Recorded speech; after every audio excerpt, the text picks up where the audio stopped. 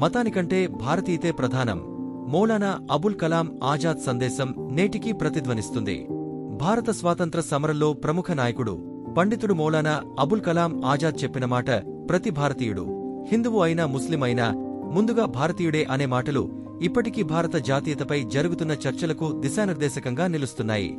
రెండు దేశాల సిద్ధాంతాన్ని ఆయన కైనంగానే వ్యతిరేకిస్తూ హిందువులు ముస్లింలు శతాబ్దాలుగా పంచుకున్న భాష, సాంస్కృతిక సంప్రదాయాలు, కళలు, జీవన విధానమే నిజమైన భారతీయతకు పునాది అని గట్టిగా వాదించారు.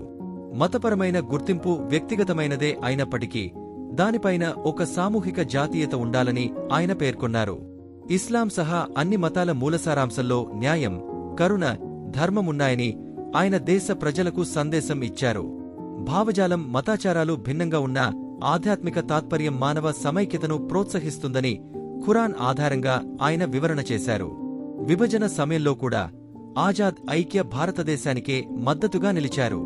స్వాతంత్ర్యం అనంతరం తొలి విద్యామంత్రిగా పనిచేసిన ఆయన లౌకిక మరియు బహుళత్వ భారతానికి అనుగుణంగా విద్యా వ్యవస్థకు పునాది వేశారు.